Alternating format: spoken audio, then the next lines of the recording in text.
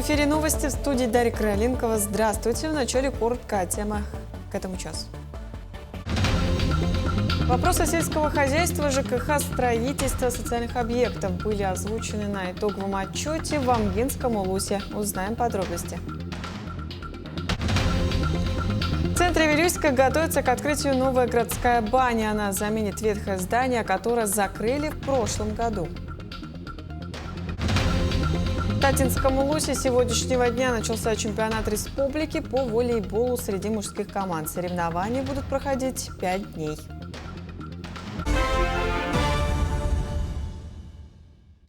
Застрявших в отпуске на Ближнем Востоке якутян просят сохранять спокойствие. По сообщениям Министерства по внешним связям и делам народов Якутии, в настоящее время большинство вылетов из аэропортов Дубая и Шарджи авиакомпаний Emirates и Fly Dubai отменены. Ведомство призывало земляков соблюдать все меры предосторожности, следить за официальной информацией российских загранучреждений и местных властей. Воздержаться от посещения мест массового скопления людей, по возможности воздержаться от выезда в страны, где проходят военные действия. Для удобства якутян создана круглосуточная горячая линия по номеру 8 914 109 83 12. Действительно, ситуация в этом регионе, и в мире сейчас очень нестабильна. И Объединенные Арабские Эмираты, которые традиционно считаются одной из самых безопасных стран в мире, однако в настоящее время текущая обстановка в регионе, конечно, требует повышенного внимания. По нашей информации, в ряде стран региона, в том числе и в тех же Объединенных Арабских Эмиратах, авиасообщение с Российской Федерацией частично возобновлено, но, однако, выполняется в крайне ограниченном объеме. Количество рейсов сейчас минимально. Мы предполагаем, что будут и изменения в расписаниях, и задержки, и дальнейшие отмены. В Амгинском районе завершился отчет правительства республики по итогам прошлого года. В каждом наследии жители приняли активное участие, задавали проблемные вопросы, внесли свои предложения.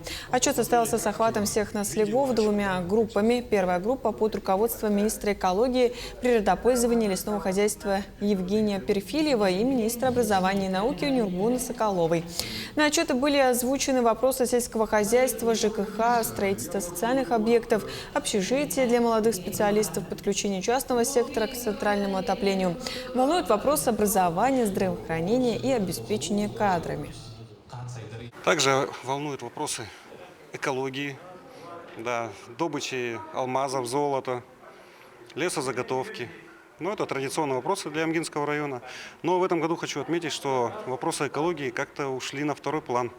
В Амгинском наследии вопрос впервые прозвучал уже публично по строительству канализационно-очистных сооружений. Необходимость уже назрела на самом деле давно. Уже району пора определяться, где строить, и уже совместными усилиями начнем проектирование и строительство данного объекта. В марте мобильная юридическая приемная «Правмобиль» КСВО расширит охват районов Якутии. 12 марта специалисты посетят Мегино-Кангаласский район, 13 марта Намский, 17 марта Усть-Алданский. А в конце месяца Вилюйскую группу улусов. В рамках выездов юристы, представители военкоматов и органов власти проведут консультации для участников СВО и их семей. Проект направлен на реализацию поручения главы республики Айсена Николаева по обеспечению ветеранов полной правовой поддержкой и информированием о льготах. Напомним, Комитет семей воинов Отечества оказывает бесплатную юридическую, социальную и психологическую помощь по всей стране. В эти дни глава Горного улуса Никита Андреев, а также главы Бердигистяхского и Адунутского наследов совершили 6-ю поездку в зону проведения СВО, посетив бойцов-земляков в Курской области. С 24 февраля представители района встретились с 30 военнослужащими, передав им 60 адресных посылок, продукты, одежду и спецснаряжение, включая тепловизоры и генераторы. Организаторы выразили признательность руководству республики, авиакомпании «Якутия» и Координационным центром за содействие в доставке гуманитарной помощи. Прошлись по территориям Запорожской области, Донецкой, Луганской Народной Республики, Белгорода. И вчера завершили работу на территории Курской области. Норильска готовится к открытию новая городская баня площадью 350 квадратных метров. Она заменит ветхое здание 1981 года постройки, которое закрыли в прошлом году. Проект реализован по инициативе главы города Яна Попова совместно с местными предпринимателями. На данный момент объект полностью готов к эксплуатации. Закуплено современное оборудование, проведены инженерные сети. И в ближайшие дни баня примет первых посетителей. По новым технологиям наружный фасад выполнен в стиле сэндвич-панели, внутреннее строение, внутренние капитальные стены из шлакоблока. Как вы видите, здесь современная плитка, новая парилка, парогенератор на газу, то есть это будет экономично и, конечно же, будет более такой качественный пар у нас подаваться для наших посетителей. На Синских столбах в Хангаласском улусе проходит зимний маршрутный учет. Это ежегодное исследование необходимо для мониторинга популяции диких животных и птиц, а также путей их миграции. О том, насколько богата фауна природного парка, узнавала Виолетта Засимова. Территория Синских столбов начинается от устья реки Синей у села Синск и входит в состав природного парка Ленские столбы. За охрану этих заповедных мест отвечает филиал Минэкологии Республики. В его штате 7 человек, начальник и государственные инспекторы. Каждую зиму они проводят маршрутный учет, проходят десятки километров по тайге, фиксируя следы зверей и птиц на снежном покрове. Это у нас 19 маршрутов. Продолжительностью по 10 километров, это всего 190, но мы проводим 200 километров в общем количестве. Во время таких таежных экспедиций инспекторам нередко удается обнаружить следы скрытных и редких обитателей парка – рыси, росомахи или кабарги. Здесь проходила кабарга, она спустилась из леса. По свежести следа видно, что это было сегодня ночью. Опытному глазу следы на снегу могут рассказать целые истории из жизни дикой природы, порой с драматичным финалом, но таковы суровые таежные законы. Лисица догнала горностая, и вот по этим следам видно, как она ее обратно в зубах несла. На сегодня инспекторы преодолели уже более 150 километров учетных маршрутов и готовы поделиться первыми промежуточными результатами мониторинга. Крупные копытные животные, например, лось, зюбр, стало нынче, как будто их больше, по моим наблюдениям. Следов больше. А боровая дичь, например, глухарь, тетерев, рябчих, их уменьшилось. Это, наверное, из-за того, что в прошлом году не выросли ягоды, как из-за этого кормовая база пропала у них, они улетели. Для крупных копытных, лосей и зюбрей территория Синских столбов традиционно служит своеобразным родильным домом. Чтобы их поддержать в период зимней бескормицы, параллельно с учетом инспекторы обустраивают подкормочные площадки, выкладывают сено, веточный корм и минеральную соль. На территории парка у нас обустроено 8 подкормочных площадок. Кроме данных площадок обустроенных, мы также выкладываем сено там, где большая проходимость животных.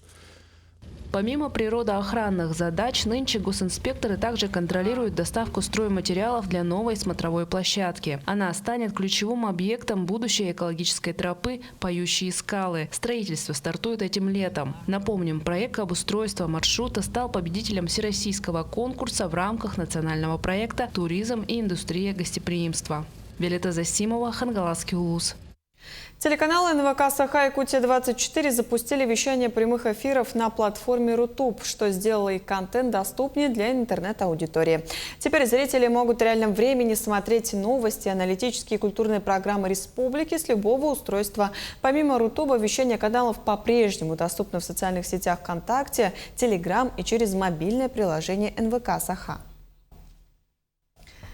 В Музее музыки и фольклора народов Якутии открылась персональная выставка народного мастера республики Марфы Оконешниковой. Марфа – член Союза художников России, ветеран труда и почетный гражданин Намского улуса. Ее первая крупная работа – «Большой чепрак», над которым она трудилась 5 лет. На выставке представлены женские нарядные зимние комплекты, выполненные в традиционных техниках декоративно-прикладного искусства. Палантины, чепраки, платья, традиционная обувь и сумки. В своих работах мастерица использует орнаменты, вдохновленные природой и культурой народа. Выставка продлится до 16 марта.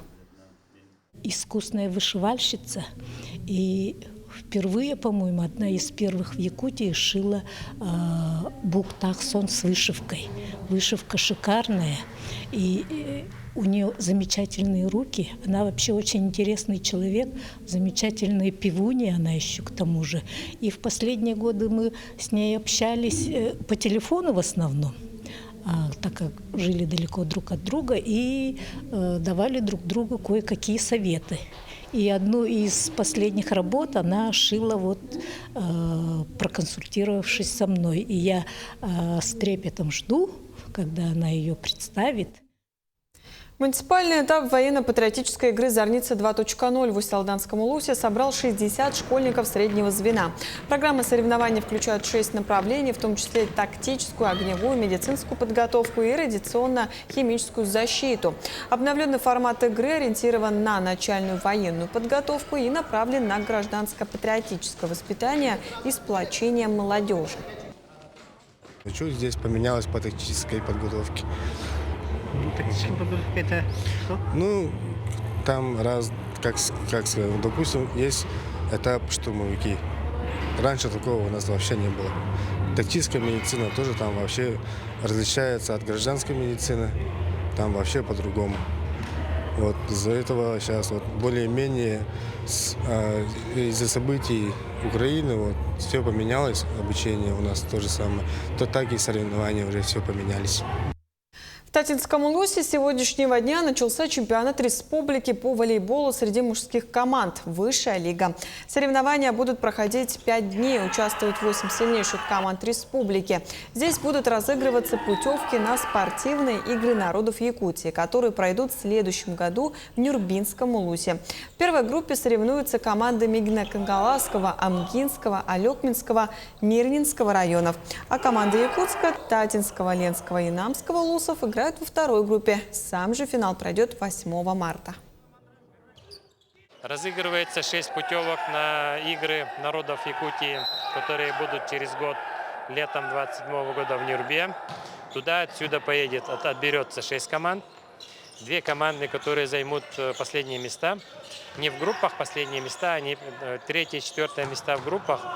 Перекрестными играми будут разыгрывать 2 путевки. И оставшиеся 2 команды поедут в Чурапчу, где через неделю состоится соревнование первой лиги. Там ожидается участие 18 команд, тоже достаточно сильные команды, тоже они готовятся. К этому часу это все актуальные новости. До встречи в эфире.